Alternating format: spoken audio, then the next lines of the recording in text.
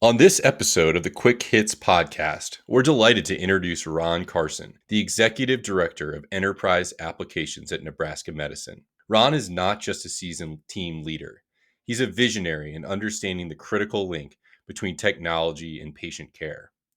In our conversation, Ron eloquently sheds light on the paramount importance of interoperability in the realm of patient care. Drawing from his extensive experience, he demystifies TEFCA, the Trusted Exchange Framework and Common Agreement, explaining how this framework serves as a cornerstone for clinicians, fostering seamless information exchange and ultimately enhancing the healthcare experience for both providers and patients. Tune in for a captivating discussion with Ron Carson, where we explore the intricate dynamics of interoperability, the transformative power of TEFCA, and the inspiring realization that every IT initiative can help someone go home to their family.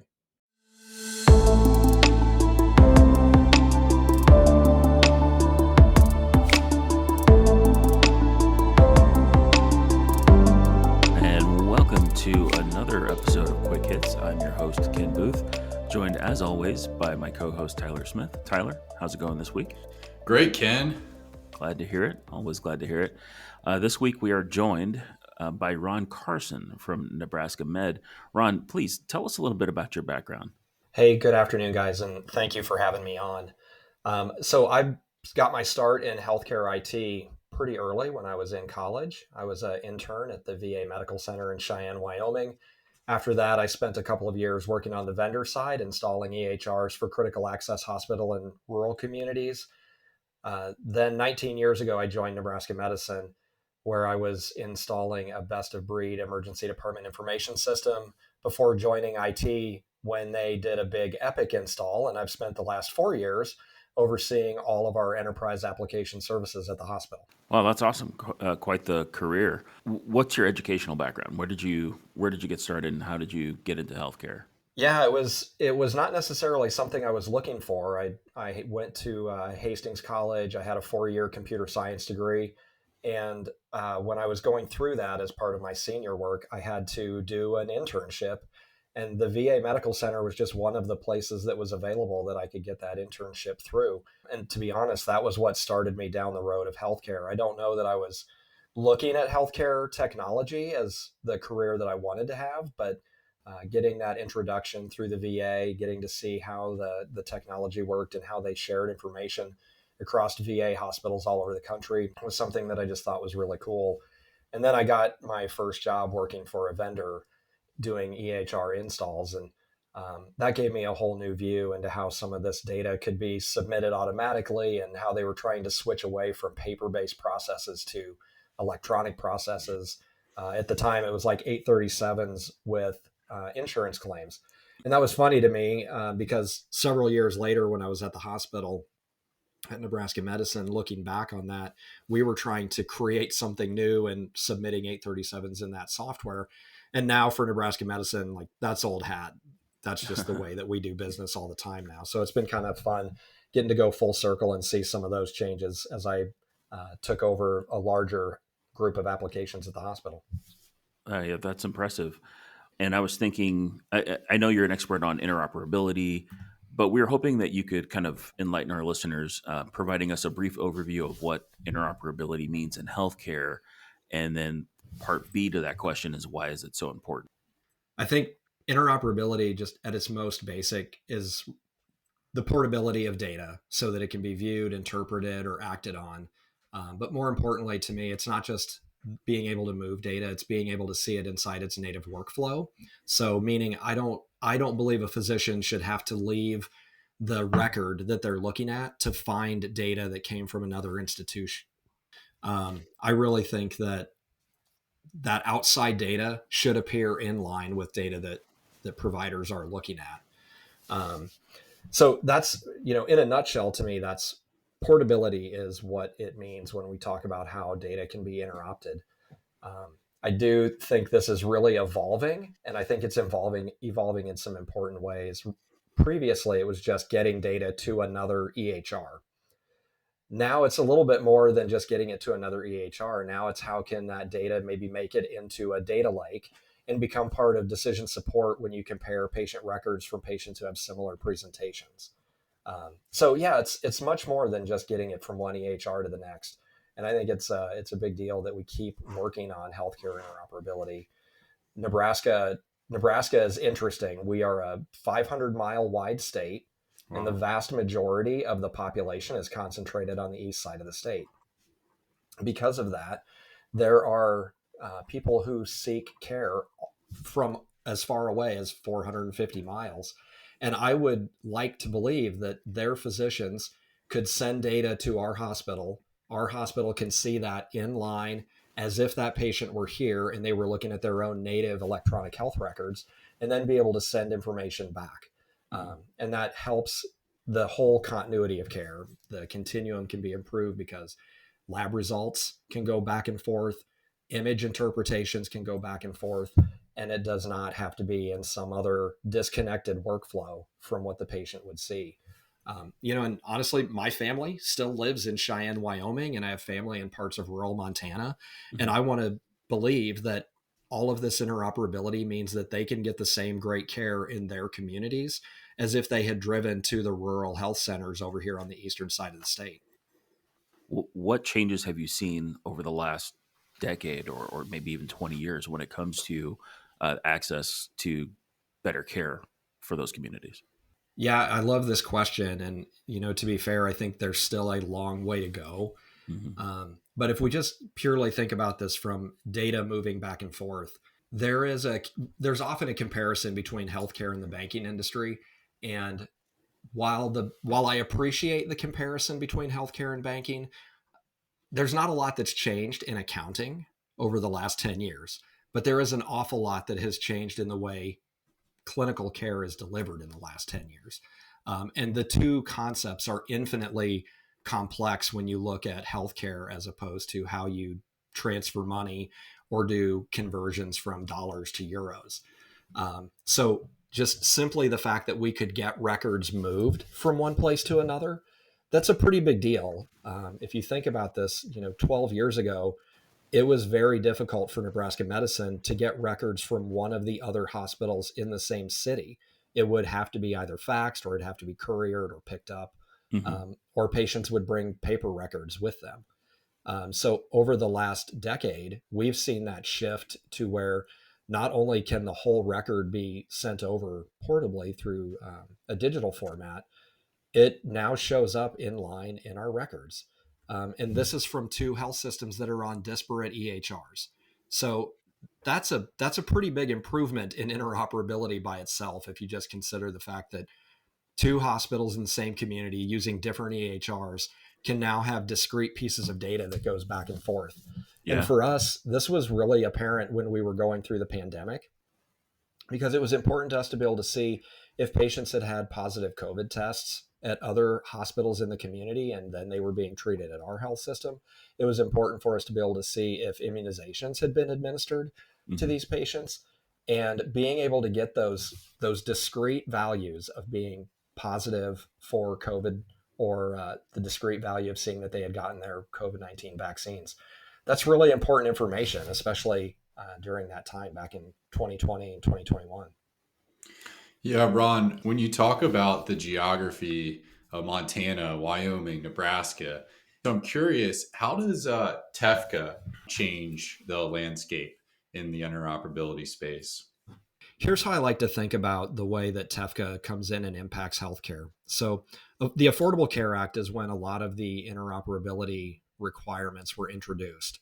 Meaningful use had a lot of positive benefit in that it pushed health systems to be able to adopt EHRs that were certified, and part of that certification was EHRs needing to be able to exchange data. In essence, though, what the Affordable Care Act did was it created the car, but it did not create the highways for the cars to travel on. TEFCA really goes back now and introduces the highway. So now, rather than having private sectors trying to come up with the standards and agreeing on how we connect networks, now we have a true nationwide standard introduced via TEFCA that everyone who is part of TEFCA is able to follow that same standard. That's a super helpful metaphor. And I'm wondering if you could define TEFCA for our audience.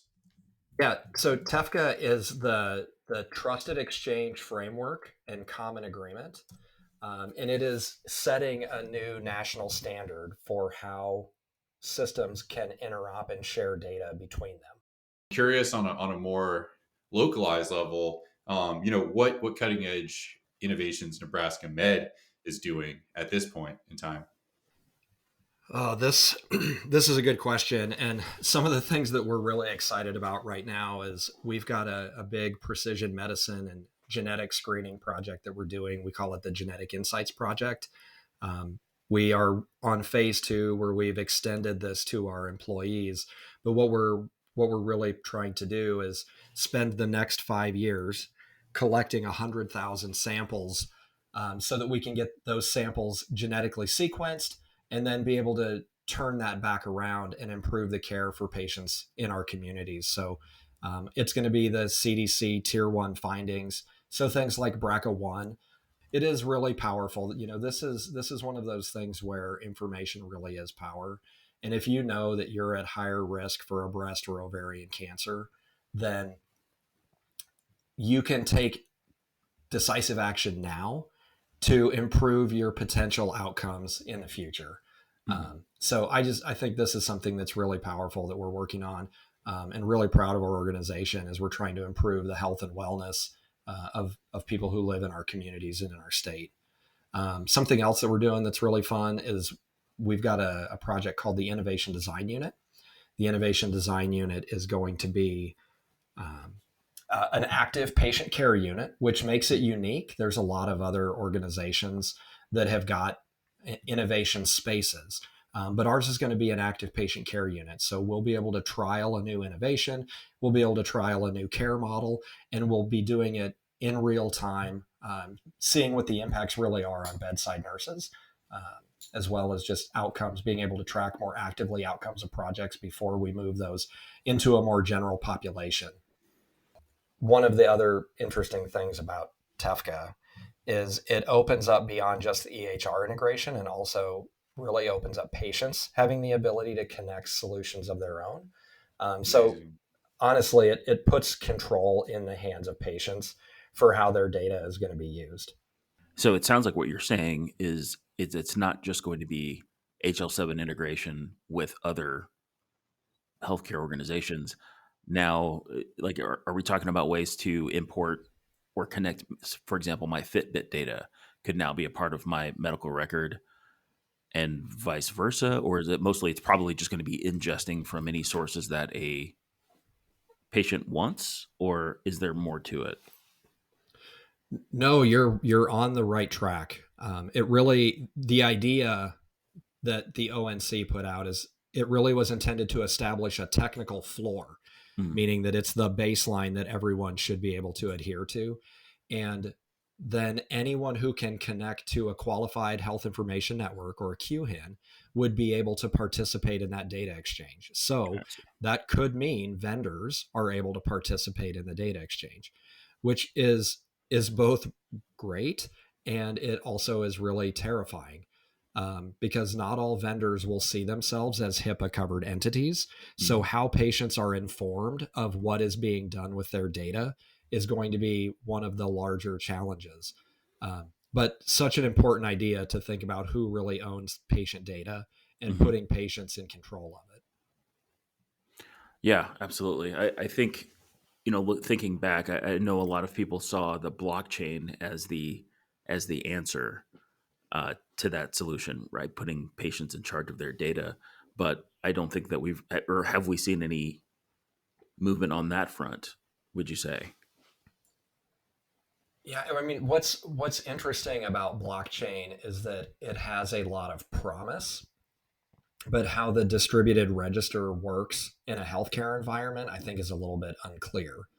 And again, I think this maybe comes back to just the complexity of data, where the distributed ledger has been, very powerful. Obviously, is in Bitcoin and in finances, where when you're talking about incrementing values, by ones and tens, and doing conversions of those into other monetary amounts is not overly complicated. how you convert findings from a lab result from one instrument to a similar lab result on a different instrument that may have different sensitivities is a different thing altogether. And that's just value conversion, never mind the semantic conversion of making sure that this term that we use in one system is the same as this term in another system. So the way that I see it is it's just infinitely more complex. And I don't think the promise is necessarily not there. It still needs some more time of maturing before we would see blockchain coming in and being the answer for how interoperability should work in healthcare. So, Ron, we hear a lot about artificial intelligence these days, and I know that Nebraska is cutting edge in the early adoption of Nuance Stacks product. But I actually want to take this question a different direction, and maybe if you can help us understand how artificial intelligence can or cannot really improve interoperability. This is a good question, Tyler, and I think that AI is going to be more impactful than just from an interoperability perspective. It's going to affect the full continuum. And maybe I should just start by saying that one of the real challenges when it comes to AI starts with defining what people mean by it. There is a lot of what has been out lately is really large language models, and it's a subset of artificial intelligence. But artificial intelligence isn't new. Back in February of last year, we've all had some versions of either artificial intelligence, machine learning, um, data models live in our hospitals for decades. Anyone who had a predictive model running was leveraging some kind of an artificial intelligence or a data model that was making decisions. And it's also a funny topic because a lot of people feel like that AI is just a buzzword at this point, and they feel like nauseous every time someone mentions AI. And I don't disagree with that necessarily, but I don't have the same heartburn because AI hasn't fully matured into being true intelligence. Mhm. I think at the end of the day, it's artificial. We're simulating parts of human thinking. We're not simulating the entirety of human thought and rationalization.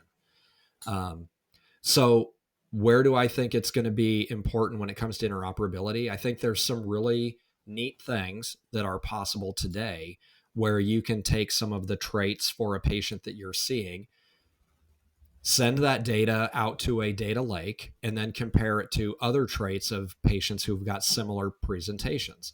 Then you can, one, find patients who look alike and help clinicians be able to connect with each other and collaborate on care now, where those clinicians may not have even realized that they were dealing with really rare traits in patients that they were seeing in different parts of the country or different parts of the world. The other thing that I think is going to be really cool, and again, is within very easy reach, is being able to compare treatment outcomes on patients with similar presentations. I think a world where a clinician is inside an EHR looking at their patient, getting ready to prescribe a medication, and being able to see what the outcomes of that medication compared to three other interventions has been is a very powerful way to inform clinicians about the care that they're providing. It can, and it becomes more of precision medicine, or even, there's a lot of talk about digital twins as well. And this is a simple way to start creating digital twins, is patients who look similar, have similar presentations, who have similar risk factors, and be able to start predicting what the outcomes of treatments may be based on how other individuals responded to some of those treatments.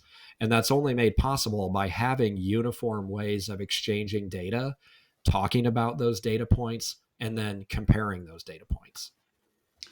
Yeah, that's such a powerful way to visualize the almost immediately actionable benefits. Another visualization I have now, and the term has come up a couple of times, is data lakes. When we talk about data lakes, are these public data lakes? Is this the National Park Service, or are these private data lakes? And maybe you can talk about how these kind of you see the evolution of maybe define data lakes as they currently exist in the healthcare system, and how you see them evolving over the next couple of years. Yeah, so most of these are probably more like private data lakes and less like the National Park Service. Um, so it's Steamboat Mountain instead of Route National Forest. Steam. Um, but yeah, it is. See, how do I want to say this? It is going to be important to look at how those data lakes are getting created, because part of what I think is important is making sure that they represent diverse populations of people. Or to say it differently, that the patient that's being treated is represented in the data that you're comparing against, because we know that not all communities are going to be the same. So overgeneralizing is something that can become a problem. Is that something that's, I mean, I have to imagine that we've improved on that over the years with just more data points and even I think we're trying to capture more of the socioeconomic factors as well as cultural and racial identities that help in kind of determining someone's true identity and the care that needs to to be applied to that individual, right? Yes, I think the answer is definitely yes, that there's been some strides made. But it would be a little irresponsible to not think about the implicit things that may not be as readily obvious. Mm. We've talked about no-shows in our health system. And what do you do if you get a predictive model related to no-shows? One of the things that we were really careful about in evaluating our model was to ask how important is the different attributes, whether it's race, whether it's age, whether it's gender, how important are those different attributes? And if the attribute was not an important factor in the outcome, then just take it out. It doesn't need to even be included in the model in order to make your decisions. But then based on those outcomes, really asking what's the right type of intervention for the response to the model. So if you've got a no-show and it's saying this patient is a likelihood of no-showing, well, really asking, is our response maybe then to double book the appointment, or is the response to make sure that we help that patient get there? And I think those are important questions when you think about how care can be equitably applied. And it may not have to do with race. It may have to do with income. It may have to be, it may be the single mom who can't get off work to get their child to an appointment. And so I think we have made some really important strides, but I also think that it's something that we just have to keep front and center and always ask ourselves, what are we trying to do with the data models that we're looking at? Are we trying to show empathy, or are we trying to, or are we motivated by something else? And at the end of the day, that's one of the things that I'm again proud of that we've tried to do is we look at those and ask the question, how can we make sure that patient shows up rather than how do we just maximize a schedule? So how are you educating that point? Because, as the director of enterprise applications, I have to imagine that you're thinking data first. How do you educate the importance of having that empathy for patients and doing the patient education if necessary, or considering those factors in the model? So it really starts from the top down. What is the central focus? For us, people are always in the middle. So we start there, and then we move out to what is maybe some of the more complicated parts of how do you educate people on data literacy strategies. So understanding what data is available, understanding that you have to align data on definitions so that we are all using the same understanding when we talk about data. And then we move into how is data getting utilized. It's not a simple process, and we have at times done it really well. Um, so I think it's an evolution again on how you continue to reevaluate, how you look at a model over and over again and continue to ask the next question of why are we doing this? How are we going to use it? What intervention do we hope to get out of it? And at the end of the day, if you ask the intervention question of what are we going to do with this? How are we going to use this to help people, which are at the middle of everything we do? Then I think you come into the right place. But, the reality around all of that is an extremely complex data governance process. We've been standing up AI governance as well. And that is also complex. We make sure that we are diverse in how we represent people on each of those groups. So making sure that we've got our bioethicist teams, that we've got our privacy teams, that we've got our diversity teams included, and just making sure that you're really intentional about bringing everyone to the table when you are looking at how you want to apply an intervention to a model that you're developing. Yeah. So, Ron, you mentioned I teach and wanted to go a little bit deeper on values, mission, vision, values. Health Data Movers, our mission is to empower patients and providers by unleashing the potential of healthcare data and technology. And we talk a lot more about technology because that is the day to day. But when it comes down to it, the ultimate goal of all the work we do is on that empowering patients and providers. And so I was wondering if you could talk a little bit more on I Teach, specifically in the clinical implications of the values. Sure. So let me start by just describing what the I Teach values are, since it's an acronym. It stands for innovation, teamwork, excellence, accountability, courage, and healing. And the one that I really identify with the most is healing, which may be interesting because I'm in technology. You would think it should have been innovation. But at the end of the day, to me, the healing is so important. And I use this to drive for my teams all the time, that we are just as involved in the care of patients as what the clinicians are. And I also love to remind people that when you're a nurse, they do incredibly, incredibly powerful work. And they will care for, 1 to 4 patients at a time. When those nurses decide to join our technology teams, I let them know that you don't just get to care for 1 to 4 patients per shift. When you introduce technology through our EHR or through any of the third-party solutions that we implement or through process improvement, you get to care for the hundreds of patients that are being seen at Nebraska Medicine on a daily basis. So I feel healing is such an important part. And I talk to our infrastructure teams that when you enable data throughput through a network jack, that is data that's carrying someone's critical condition that needs to get to a specialist at another health system to round back on interoperability. And that is all being enabled because of technology that team members within IT work to support every day. So our technology teams are just as connected to the healing values that we have as an organization as the nurse at the bedside who administers a medication or starts an IV.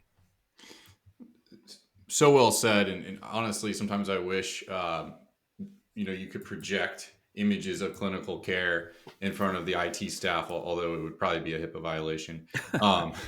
Yeah. So I'll tell you, Tyler, that what we do, we don't put images on the screen of patient care, but what we have done is a really good way of telling the story we used a football field one day to tell a story, and we were talking about our mortality observed to expected improvements. And if you are familiar with that measurement, it's that there are a certain number of patients with a condition that may be expected to pass away because of it. And then observed is how many who did pass away. So if there's 100 that are expected and 102 pass away, you're not doing a great job. If there's 100 that are expected and 70 pass away, you're doing good. That means 30 people went home to their families. And so we've done a nice job of creating visuals where we had a football field and we put stock images of faces and said, this is how many people went home to their families last year because of the work that you did. So we've been able to find ways to try to bring that into, whether it was a sepsis project with our sepsis predictive model or whether it was some other technology that we introduced to try to tell that story and make it very personal. Yeah. These were people who went home. It's not just a 0.7 or it's not just a 1.3. It's 30 people went home to be with their family because of this work. Thanks again for listening to Quick Hits. a healthcare technology podcast for healthcare technology professionals. Follow us on Spotify or Apple Podcasts, and don't forget to reach out to us with feedback, suggestions, or even people in the healthcare technology industry you think we should interview. Send an email to QuickHITs@healthdatamovers.com.